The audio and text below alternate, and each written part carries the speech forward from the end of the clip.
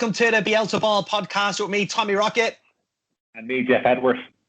Well, it's episode 6, and after a great run of loads of Leeds players, we have another one with us this week. Somebody who played for Leeds in probably the prime of the 90s, came up, won the FA Youth Cup at Leeds in 1993, and is current agent to Leeds superstar Calvin Phillips. We welcome Kevin Sharp to the Bielsa Ball podcast. Welcome to the podcast. Hi lads, you okay? Not too bad. So Kevin, how have you been keeping? What are you doing with yourself during the lockdown? Yeah, going well. To be fair, it's a bit unusual as it is for many. A lot of my work now and my colleagues' work is normally watching games, meeting players, meeting our clients, and that's been taken away somewhat, as you can imagine, which is frustrating. But it is what it is. Like everyone else in their jobs, and you're limited what you can do, so you get on with what you can do as much as you can, really. Absolutely. And can you get down to Elland Road or to any of the stadiums to see your clients playing, or is it completely cut off to you guys?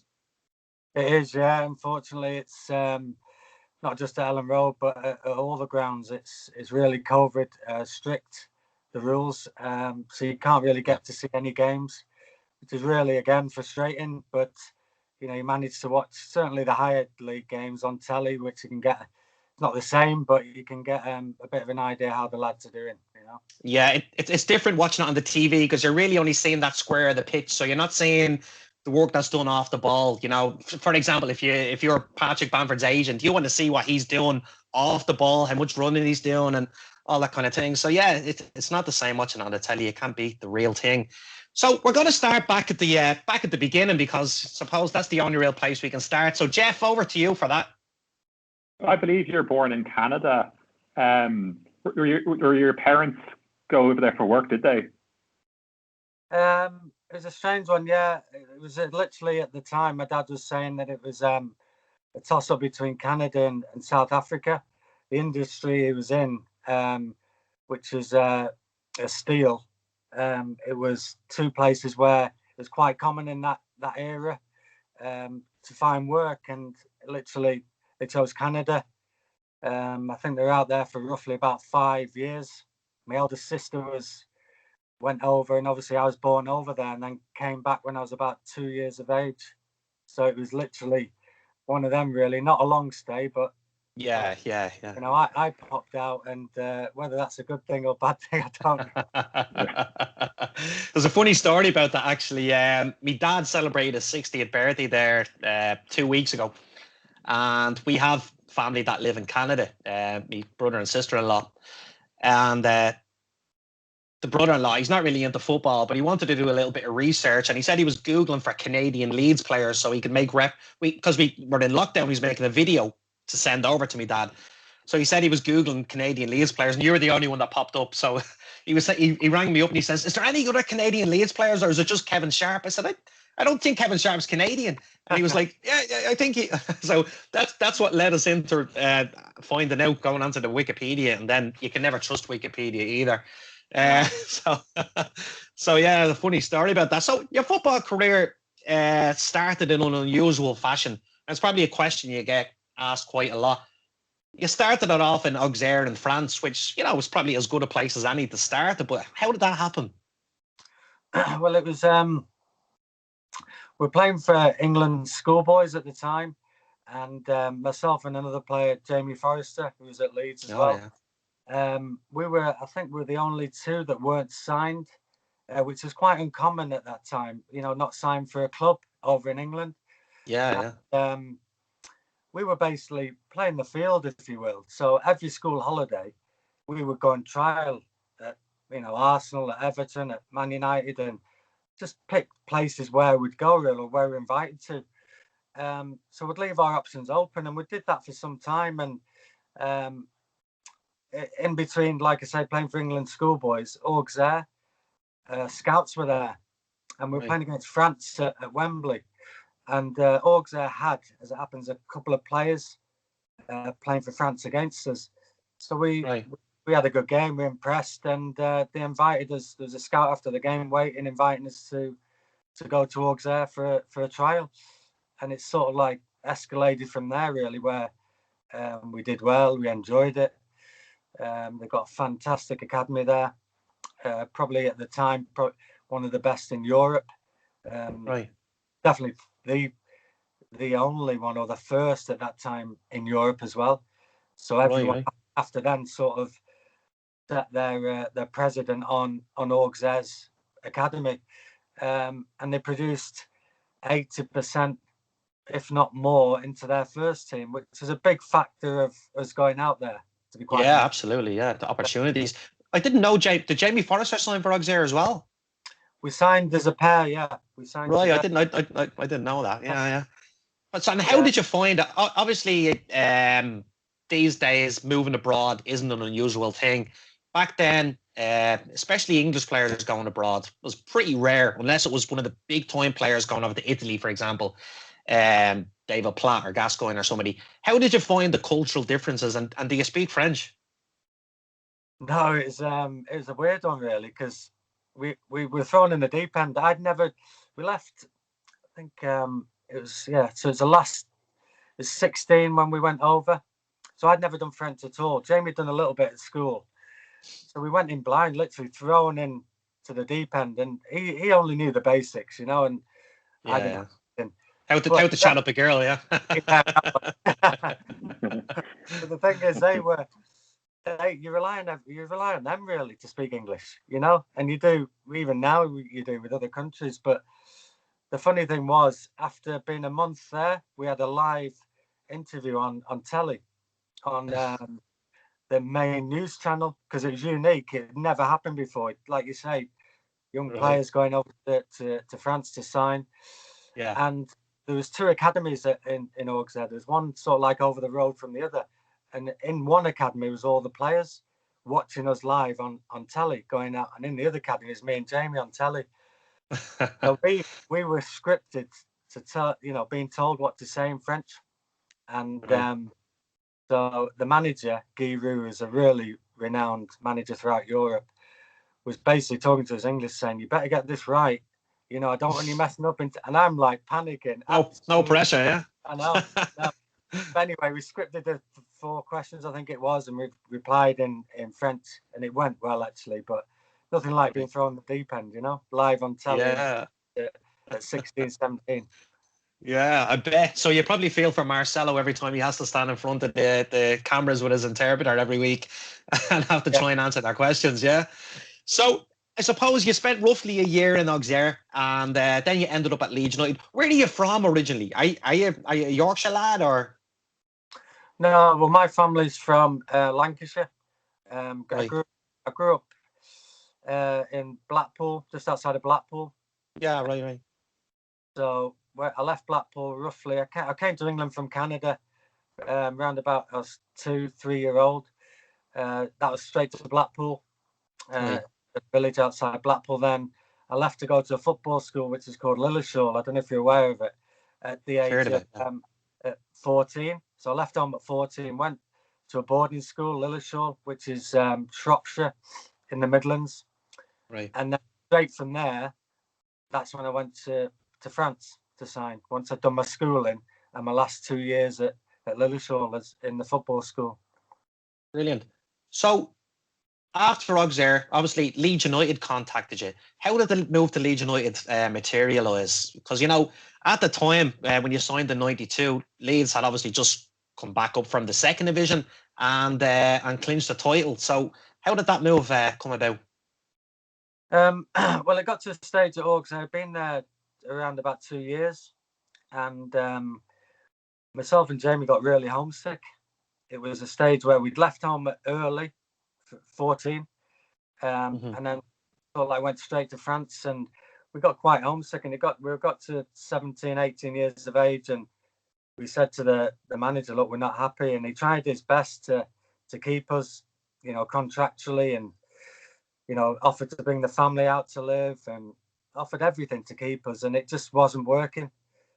So basically, he set us up with clubs to go to, and the first one was Everton. So we went on trial to Everton, did really well, and Howard Kendall at the time said, "Look, I need players that are ready to go in my first team at the moment," and we weren't quite ready. Then the next Right. club on the list was Leeds United.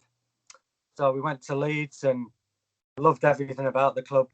The players there were fantastic, unbelievable, how they made us feel, and just loved it from the minute we walked through the door. And we did really well, played well. We warranted the contract that we got, and then literally agreed the fee with Orgs there and Leeds, and it was done within probably 3 or 4 weeks, really. So that's how it went. Fantastic. So I suppose in that stage of your career, that the standout moment is the FA Youth Cup in 1993.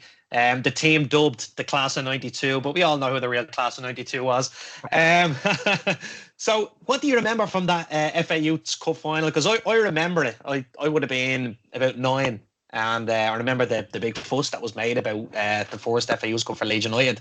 Obviously, we could go through the players playing for Man United at the time, the Nevilles and Beckhams and Scholes, Nicky Butt, Robbie Savage. What's your memory of those games in the final? It's strange, really, because important games and big games like that, you don't really remember a lot. It's quite bizarre, really. Yeah. But I just remember the build-up, really, to it. The games right up into the final. It was almost like, because a lot of the England youth team was made up of Leeds players and Man United players, so we all knew each other. So we'd have a bit of banter, leading up to it, and we'd say, we're gonna be up there. We'll give you a game, and the Man U lads would say, no, we'll win it, and the usual banter and all that. And they'd come and watch in our rounds, like round 2, 3, and 4, and if they weren't playing, and then we'd go and watch them to see how they're getting on. So we almost knew that we were going to play each other in the final, which was strange. But then it got to the final, and it was bizarre, because we sort of like knew each other inside out. The majority of us played against each other for years, and the first leg was, I just remember more than anything, the Leeds fans that were there. It was unbelievable, and the noise they made, it was I've never heard noise like it. We actually came out deserved winners in that, and it was in their backyard. They just couldn't get to grips with how we played and how Paul Art got us played, because he was a fantastic coach who absolutely. It was a bit both. It was a bit old school, but wanted you to play as well. So the first leg we went into full of confidence, but we came out even more confident, with the result. And then I mean, the second leg was, it's history, isn't it? What the crowd was, and big time, unbelievable, on telly, and just, I mean, it's strange, really, because I never knew the history was so fierce between Leeds and Manchester. I never knew it till I came, and I thought, this is something I've never experienced before, just because of the pure hatred. Even now, it's really bad, isn't it? It's still there. Well, we've reignited it this season now, coming back up. Like, so, yeah. As a Lancashire boy, did you feel part of the rivalry, or did you kind of feel a bit like, oh God, I'm kind of one of them because I'm a Lancashire lad, but I'm playing for the Yorkshire team? Or did you just really just buy into the whole thing and say, I'm playing for the shore today? Obviously, you did because you won. But how did you feel on the personal note? No, I'd never. Every time I played, it would always be, professionally. It wouldn't be. That would never get in my way. It was. Yeah, no, I don't mean that, but I mean more so. Did you feel the kind of the hatred that you're talking about from the fans? Did you feel that kind of passion for yourself when you were on the pitch in the Leeds jersey? Yeah, you did. I mean, you get into the zone, and sometimes you don't. When you play, you don't sense the crowd. You do when you walk on the field, but when you're into that zone of playing, the crowd is strange. It's like they're not there, but they are, obviously. It's a strange sort of feeling because you're so much in the zone. And probably any pro would tell you that, because, there can be 70,000 in the crowd, but in the stadium, but you're really focused on your job and doing what you can. So you almost try and not let it affect you. But the hatred was, it was just strange, because I was foreign to that. It was all alien to me, the history between United and Leeds United and Man United. But as soon as I came to Leeds, I knew about it. Do you know what I mean? Yeah, I'd say so. Right. Yeah, it's probably the first thing they tell you when you sign, even now. Yeah. So that obviously that second leg goes down in history. The Forrester overhead goal and the whole thing. And I suppose when you look back on the history of Leeds United, especially say in my lifetime, we haven't won that much in the grand scheme of things. Obviously, we won the league in 1990, 92. We won it last year, Charity Shield. But for the fans of my age, winning the Youth Cup was huge because we were actually bringing silverware to Leeds United. It was massive.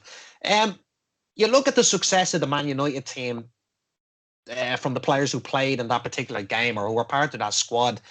Do you think, in your opinion, that some of the Leeds team that won that cup might have underachieved in their career? Do you think they should have had probably more first team action for Leeds? Yeah, I strongly believe that. Yeah, I think opportunities, you have to be given them. You know, at that time, we deserved our opportunities. Now, ahead of which players, it'd be difficult to say because Leeds United they're just off the back of winning the old First Division. So, you know, I wasn't going to go in the team ahead of Tony DeRigo at left back because he was fantastic. You know, 100%. I played left field. I wasn't going to go in the team ahead of Gary Speed at the time, but we were playing really well, and we deserved recognition in relation to our performances, and that was Noel Whelan, Jamie Forrester, Mark Tinkler, Mark Ford at the time, Andy Cousins.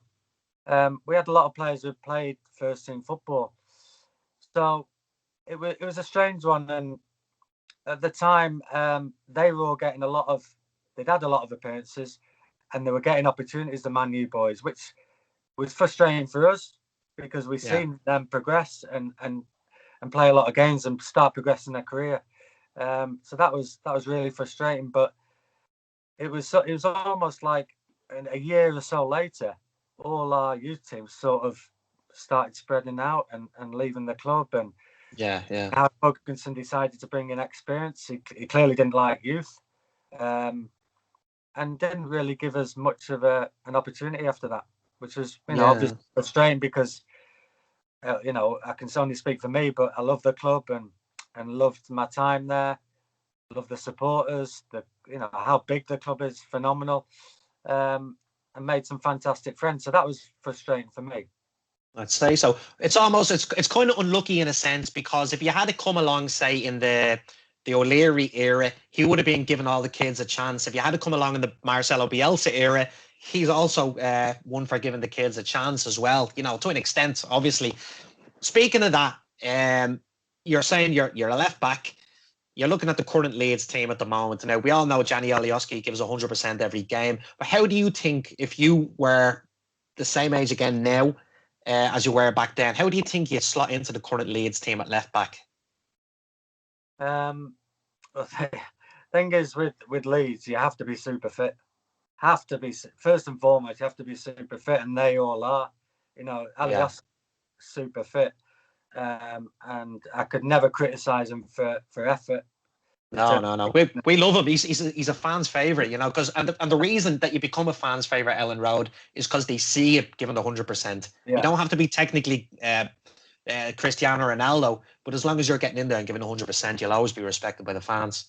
Yeah, and in a to a certain degree, that should be a given, really, for a footballer. You know, that should be, you know, trying and effort should be a given.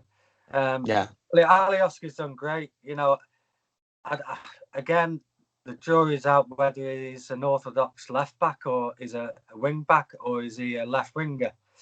You know, I'm not too sure. You know, but he almost gets away with it with how Bielsa plays, how his style is, because he allows him to go forward, and the likes of Calvin will fill in if he goes forward or they shuffle across. So there's lots of others to do that. So, but I'm with you. Alioski's a good player. I'm not sure I could fit into that, you know, being unfit as I am. And back then, no, I don't mean now. but there's certainly a fit side, and Alioski's done brilliant. 100% agree with you. Yeah. So you went on to make 18 appearances for Leeds United. Some might think you should have made more. I do. I definitely do anyway. I remember you, but unfortunately, you came along at a time with the likes of Tony DeRigo, who was probably goes down, probably along with Terry Cooper as one of our all-time greatest left backs. So again, timing in that sense was bad. But out of the 18 performances that you made for Leeds appearances, what's your standout moments? Well, it has to be. I mean, the Youth Cup final. Certainly Ellen Road was very unique and unbelievable for many reasons. My debut against Crystal Palace, which is a bit weird as well because I got handed the armband. I think Gordon Strachan went off, and I was literally taking a throw in as he came off, and he handed it me. But he handed it me to give it to someone else, Gary Mack, I think. You put it on. I think Brilliant. I just kept it on, and I think when I got near back, I said, "Here's the armband." But that was weird. That was a strange situation. Nigel Martin was in goal for Crystal Palace. Yeah.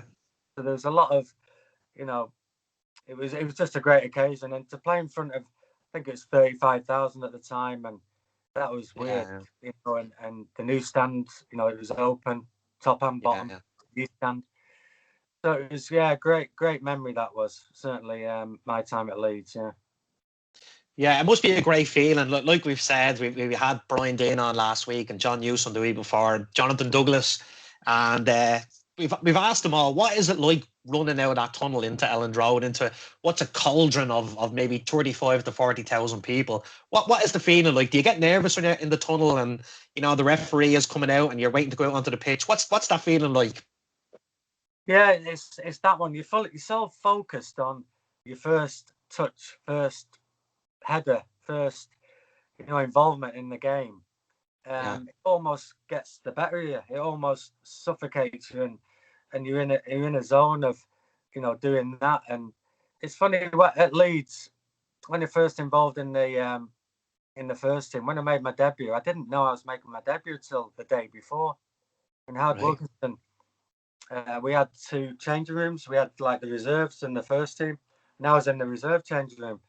Right. And you all got changed, but went out at the same time, up through the car park out of Ellen Road, and then up the steps where the car park is now. But that was our training pitches. And the left-hand side would be the first team, but that's where they'd train. And on the side would be the reserves. So I naturally always went with the reserves. I had no reason not to.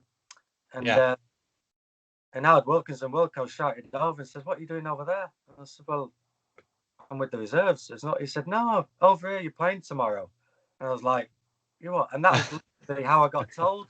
Didn't have a clue. Just literally, but my name was on the board, the starting 11 in the first team change room, but I never went in. So right, you didn't know. My fault for not going in, But I never. Do you remember who you marked that day? Who was playing on the right hand side for Crystal Palace? I think it was John Salako. I think. Salako, yeah, geez, remember him? Yeah. It's like I think it was, but they played sort of like a different system. They rotated a little bit, but they had some good players playing for them at the time. Yeah.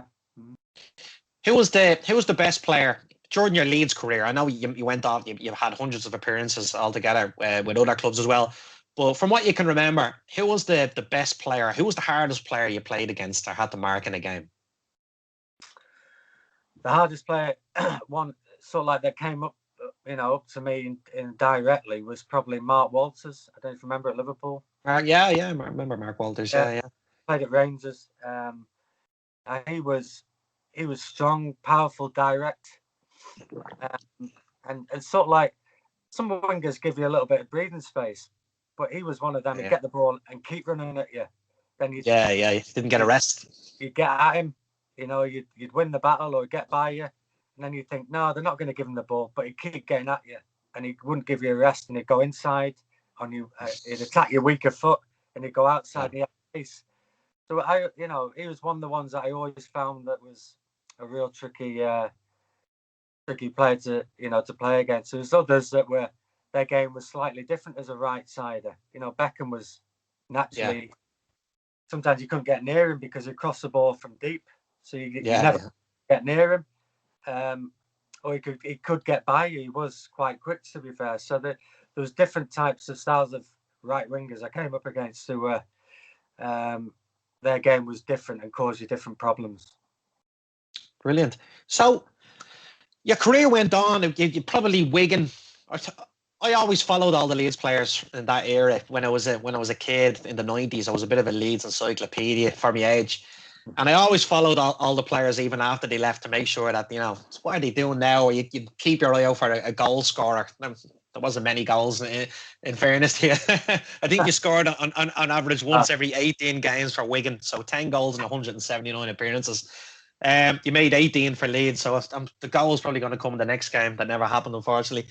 But you went on to the Wigan, Wrexham, Huddersfield, and then kind of, the older you got, kind of the lower it slipped down, and then eventually you became a football agent. But was there anything that happened in between that? Not really. I mean, I went to, after I finished my career, my last club was Hamilton, up in Scotland.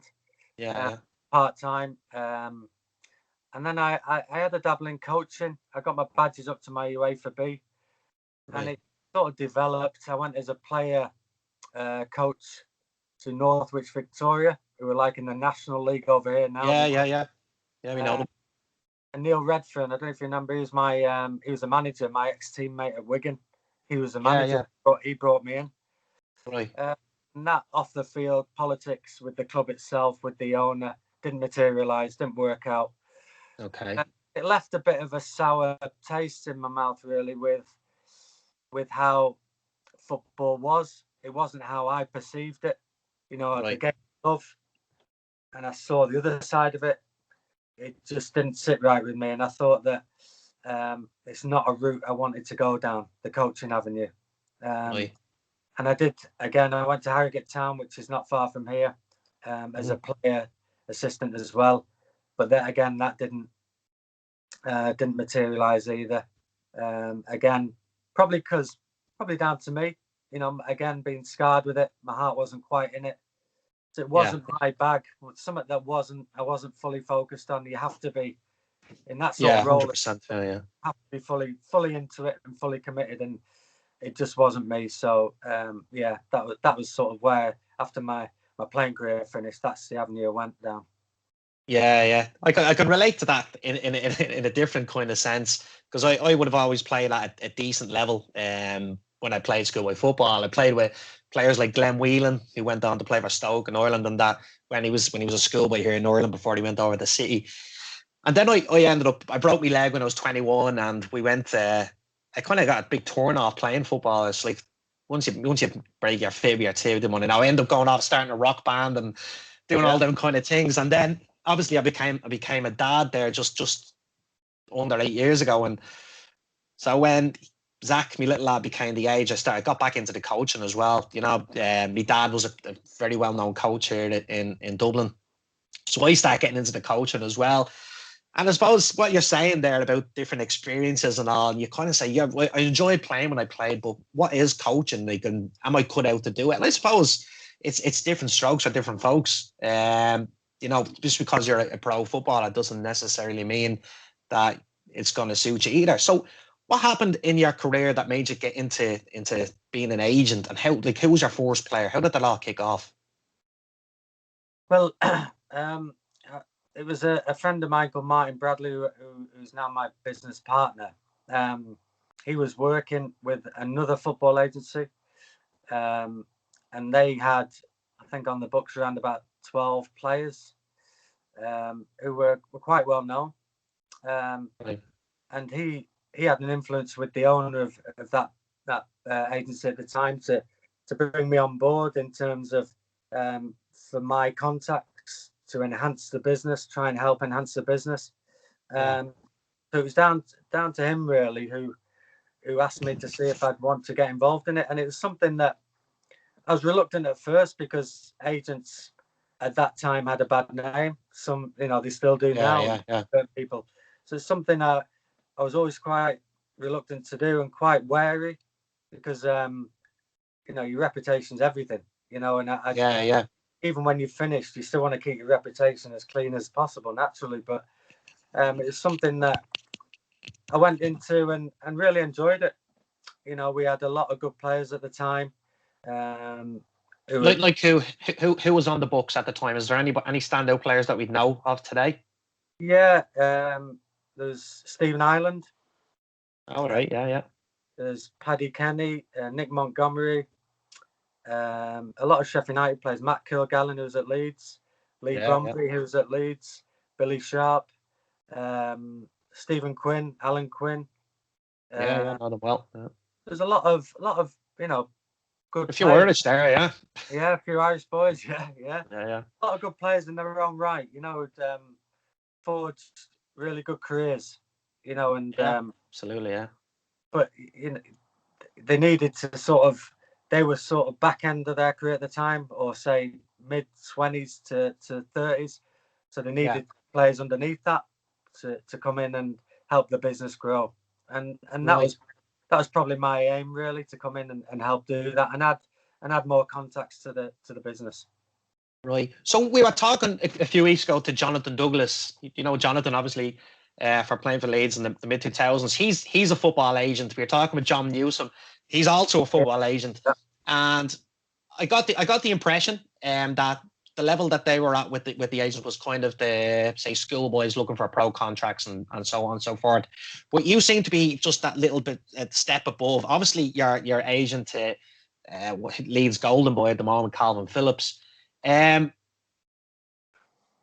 did you start signing your first players? Like, how did the Calvin Phillips thing come up? Because obviously, when you signed him, he wasn't the golden boy. He probably would have been one of the youths. Is it just a winning lottery ticket, or how did it all come about? No, it's like we, like you say, we didn't just land on Calvin. You've got to put your work in. You've got to go and look for players, you identify them, think that they're going to be good enough to make the grade. And not only make the grade, but get to a level where it's going to be sustainable and they're going to have a long career. And we saw that in Calvin pretty much straight away, playing for Leeds. Calvin's one of them who's just a genuine. You can almost get a gauge of people when you see them play, and it's a strange thing to say, but you can. You say he's honest how he plays. He's honest off the field. Right. You look at his face. He is genuine. You can see that. And that portrays in his family as well, in his background. So everything that you see with him on the field is him off the field. But like going back to your point on the younger players, they haven't just fallen, and Calv's not the only one. We've got other players that we've had from 17, 18, but you do a lot of hard work over the years to stay in touch with them, watch their career, help them with their career, on and off the field. And it's sort of like, if you do that and they're loyal, and obviously you're loyal with them, you're honest, you all go in the right direction, and hopefully they get opportunities, they take the opportunities, and you're there when the times are good, and also when there's bad times as well, which there always is. So it's not just as simple as being their agent and watching him where he is now. There's been a lot getting lucky. Yeah. So when did you sign up with Calvin? Obviously, he's been a member of the first team for quite a few years now. Did you sign him after his first team debut or before? How long have you been working together? Calvin, when was that now? He signed his first contract, I think. Well, we did it in 2016, 17. Can't think of what it was. Yeah, well, sorry if I'm putting you on the spot. Yeah, but roughly, it was round about. He was 18 anyway, when he signed his first contract. But he actually signed, since he's been at Leeds, he's 25 now. I'm pretty sure he's signed about 4 or 5 contracts. It just shows that every contract he's signed, they've gone, right, he's doing really well, he's ahead of schedule, let's give him another one. So every year he's had progression. And whether that's within the first team, or before then within the 23s or the U team. So he's always made good progression, Calvin. You know, he's been a quick learner and a quick developer. So he's always got to a level where he's strived for more, and he's ended up, you know, achieving that. Absolutely. So what did you see? Obviously, we're looking at Calvin Phillips now as a player who's really maturing into a great professional. I remember one of the first times I seen him. He obviously would have been playing a little bit further up in the midfield, and Marcelo was kind of molded him into that Pirlo type position, for want of a better expression. When you seen him as a more kind of advanced player, what did you see in him that you thought, I want to sign this kid up? I want to work with this kid. I want him on me books. What stood out for you? His appetite was, you could see straight away. He was hungry. He was hungry. Cal was always a thick set, bigger than most in his age group. Yeah. But he was technically good. He could handle the ball. He was played in various different positions as a younger player, and invariably he was played more advanced. Now Calvin was. I never saw him as an advanced midfielder. He could do it, and he could do a job, and he'd score the odd goal. But he was always a player who would sit deeper, and his range of passing, and he could replay, and just screen that back four, and that was always his favourite position. I'll never forget Neil Redfern, who was at Northwich with and Wigan. He ended up being his manager at Leeds, and that's right. in the youth team and then the first team. He always said, and when we took Calvin on, he always said, look, he's going to be the one out of them all to progress further. Said he believed that. And he predicted right, you know, and that was ahead at the time. There's Lewis Cook, Mowat, in the same team. Yeah, there's quite a few of them in that team as well. There was Charlie Taylor and Sam Boyram, and they had a great team, and Calvin was always the one that Redo predicted would be the one to kick on, you know, in time and be the better one. But yeah, Cal's one of them where, as a young age, he stood out. He had a big afro, you know. He was up there. But he went through periods at Leeds with different managers that didn't quite suit him. And really didn't get the best out of Calv, to be quite honest, because I just didn't think they saw him as a deep line midfielder, and that's what he's always been.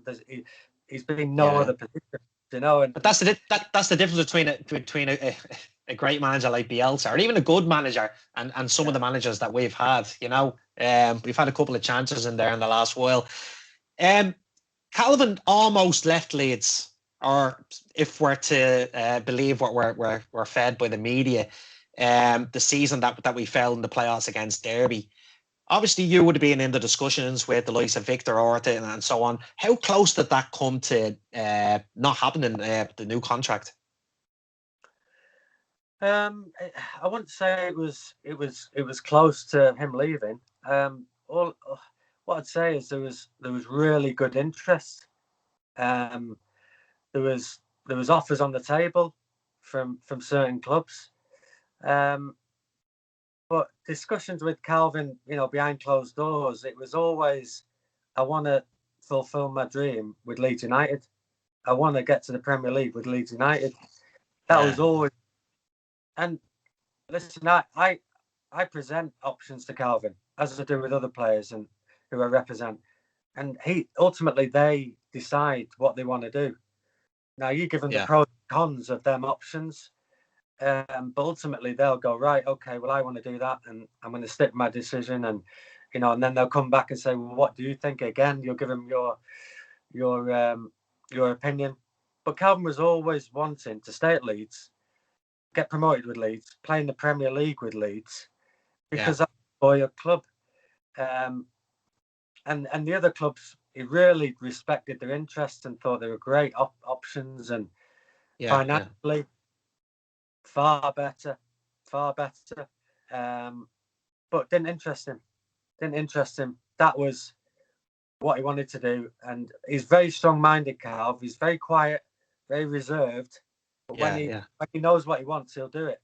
Simple as that. And that was his mind made up, really. I didn't play a huge part in that decision making. I give him the options, best options and offers for him. It was down for him to make that decision, and it's proved to be a great one. Absolutely. Obviously, Bielsa came in. He had played one season under him at that time. By that point, and as you say, we'd had previous managers coming in who wanted to move him around the pitch and play him into positions maybe he wasn't too happy in.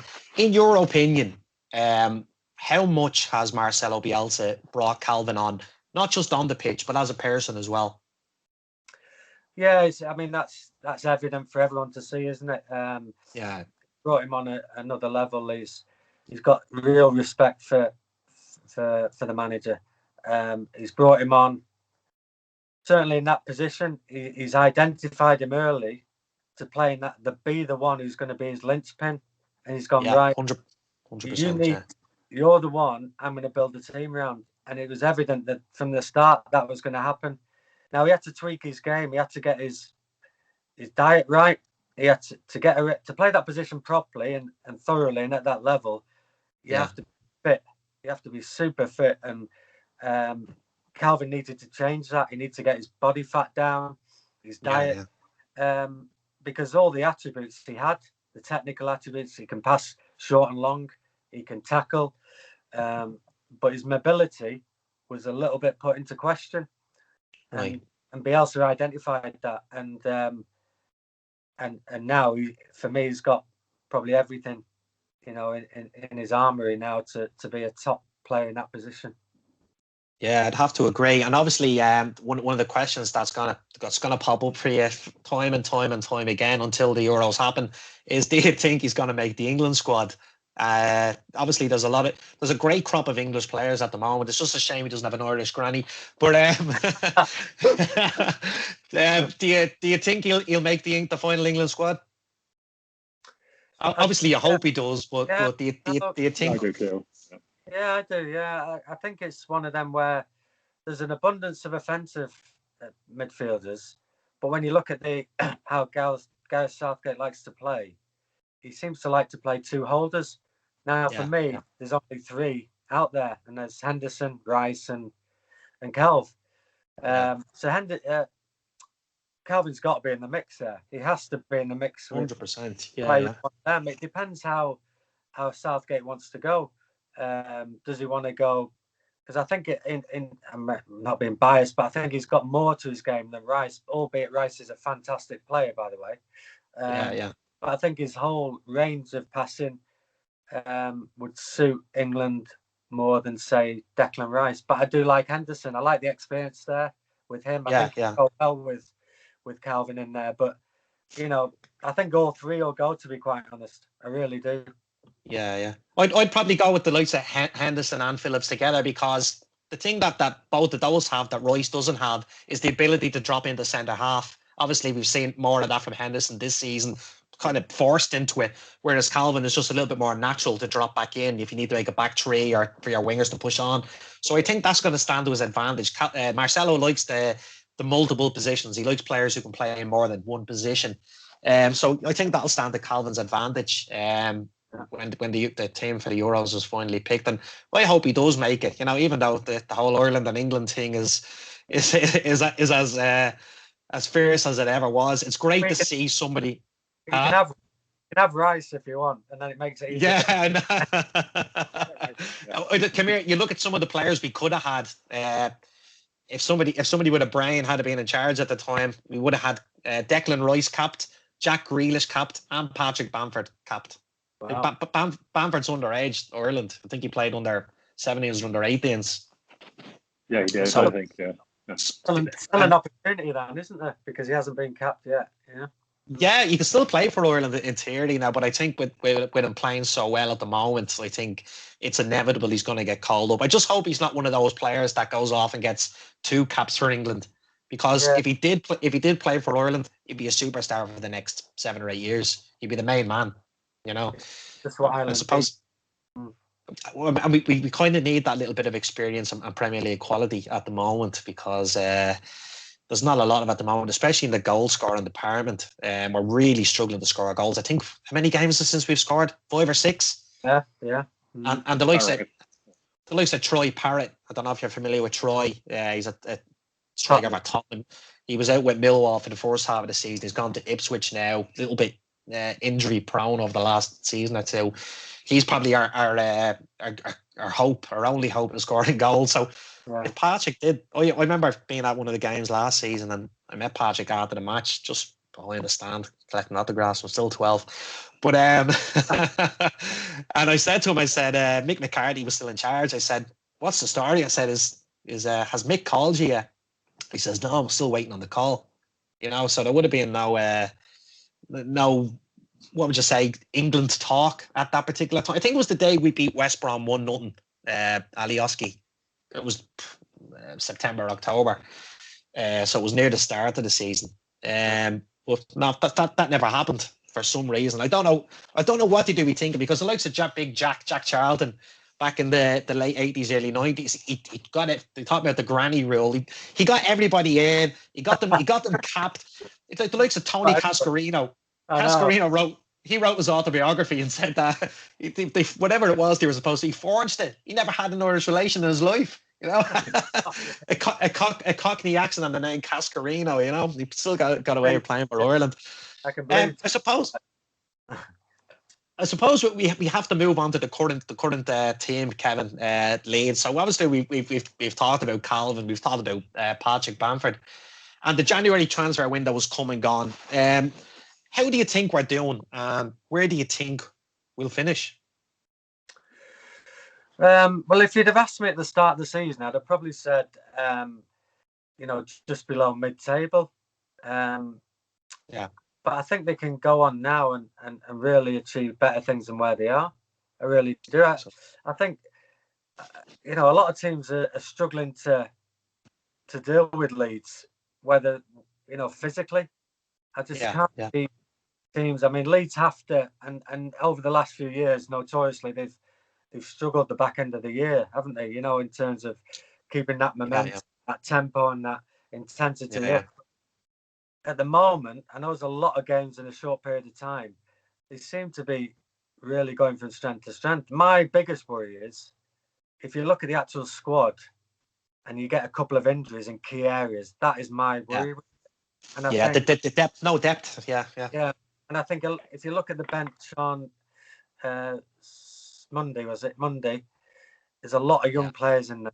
There's a lot of young players who are good players, and they've done fantastic. Are they up to the Premier League level? Not too sure yet. To go in and play certain key areas, and I think losing 2 centre halves already is massive. You lose three in a sense for Brian. You lose another one, you're in trouble. You lose at the moment. Losing Calv is a big problem, because that's been proven that. How do you replace him? Who do you replace him with? And Bamford, for me, Bamford at the moment, you lose a number 9. Rodrigo's injured. Who do you put up there? Who covers the ground he does? You've got a lot of question marks surrounding that, really, which is most important. The injury side of it. If they get any injuries, you worry then. That's the only thing for me. Yeah, I'd have to agree. Like, I looked at the bench on Monday, and there was no Pablo. I don't know if he picked up a knock or something along the lines. And the discussion amongst me and my Leeds mates on WhatsApp is it looked like a crash on the bench. Obviously, we had one or two experienced players, the likes of Casilla or even Tyler Roberts, who was only 22 or 23 himself anyway. So there's very little experience, especially as you're saying. Pascal Struijk has kind of been thrown into the deep end. He probably would have been fifth choice striker at the start, or centre half at the start of the season, but he's played nearly every game as it's turned out, filling in for Calvin, filling in for Koch, filling in for Llorente and Cooper at another point. So I suppose if we do lose another defender, like, I think Leeds' game really suffers when Aylan has to play centre back. Although he does such a good job there, I think our build-up play on the right-hand side suffers for it. And I think the fact that he's been back at right back again has really added to Rafinha's game. I've seen such a huge difference. There's a good understanding there. And I think it kind of affects, it's a domino effect all the way through the team where the quality just dips a little bit when Calvin or somebody is missing from the team and Aylin has to drop in there. Where would you have strengthened in January? I know we spoke to a couple of other former players and they said, come here, listen, we're in a great position at the moment. We look like we're going to stay up. We didn't need to waste 20 or 30 million on a player who we don't necessarily need. But what is the top positions that you would be looking to strengthen for Leeds going into the summer? Well, again, it depends on what the owner, what his ambitions are, and certainly my biggest thing for Leeds is now, another couple of wins, you're guaranteed to stay up. I think you get, you get definitely 35, 36 points. That's going to keep you up. In my opinion, I don't think it'll be 40. So that's paramount. That is everything, which we know now. When you get beyond that, for me, anything else is a bonus. Now, the main thing for me out of everything is keeping the manager. That is the ultimate signing of the year. Marcelo Bielsa, what he's done with this group of players is nothing but remarkable. 100%. Absolutely unbelievable. Now, if you want any signing, sign him on a 4 or 5 year contract. Get him He'll only sign a year contract. He will, and you can add quality to that after, but make sure he stays. He stays, and then the key areas around it, the key positions, the key players, they naturally stay, and then you can drag in world-class players then off the back of him being signed up. I'd have to agree with that 100%. You're in the fold a little bit. Obviously, you're dealing with the players. What is the general feeling around the club with Marcelo and next season? Do they think he's going to stay, or is everyone the same as us sitting at home here, kind of thinking, geez, I hope he bloody stays, or because if he does eventually leave and somebody does come in, they're not going to play the same style of football. So things are going to change dramatically at the club. Well, it's unlikely they'll play that high press. What is the general feeling around the club? Is it kind of like we've no idea, or we have a good feeling that he will? What is the buzz? You know what? He keeps his cards close to his chest, so he doesn't let into anyone. History tells you that, because I think he's been at Leeds longer than any other club manager. So I think he's one of them where, and again, I don't know, and I'm not party to any conversations or haven't been, but I'm pretty sure he'll probably decide if and when he's ready. And he seems to decide quite late on. So he gets his job done. At the end of the season, then he'll decide. So he's always in control of his own destiny, basically. So he'll have, the time is when he's ready, not when anyone else is ready. So he's at an age now where he can probably do that. Financially, probably I would say he's fine. And so, if he's given, I'm sure next summer, opportunity to bring and add to the squad, there's no reason why he wouldn't leave Leeds. He's settled there, he's stayed there a long time. He's got a real affection with all the players, and they have to him. So why wouldn't he? There's no reason why. Have you met with him? Have you met with Bielsa? Never deal with him. Never have done. He doesn't, as far as I'm aware, he doesn't deal with agents. Right. He's very. He's probably right. Right. Yeah. He gets Victor to do all that. Yeah. I met him just the once, and again, autograph hunting, photograph hunting, but he's a club legend. He's somebody that's going to get down in Leeds history. Up at the likes. I know he hasn't achieved as much as the likes of Don Revie or Hare Wilkinson, not yet, but I think he's going to be up there. I think that they'll be the holy trinity of managers when we look back in 15 or 20 years. Kevin, like I say to everybody every week, when we're talking Leeds United, when we're talking all this kind of stuff, I could talk all night, but there has to become a point where we have to say that's all we have time for. I can only send our deepest gratitude all the way here from Dublin over to. Are you in Leeds at the moment? In Leeds, yeah. Yeah. So It's to send our deepest gratitude from Dublin all the way out to Leeds. Thanks for giving your time up and coming on and chatting with us on the podcast. It's been great having you. Great hearing some of the inside stories and some of the tales of being a Leeds United player. Thanks for coming on the Bielsa Ball podcast. For myself, Tommy Rocket, and me, Jeff Edwards. Brilliant. Thank you very much, lads. Cheers. Stay safe and take care, Kev. Best of luck. I know. Bye bye. Take care. We stop. Sadly, that's all we have time for this week, but thanks for tuning in to the Bielsa Ball podcast. Don't forget, we're on YouTube, so go and hit the subscribe button. We're on Facebook, like us, and now we're also on Twitter, so go and retweet us and get all our latest tweets. Thanks for tuning in. We've got lots more Leeds United players lined up for the next few weeks, and this podcast is really starting to take off. We'd like to thank everybody for all their support. Until next week, marching on together.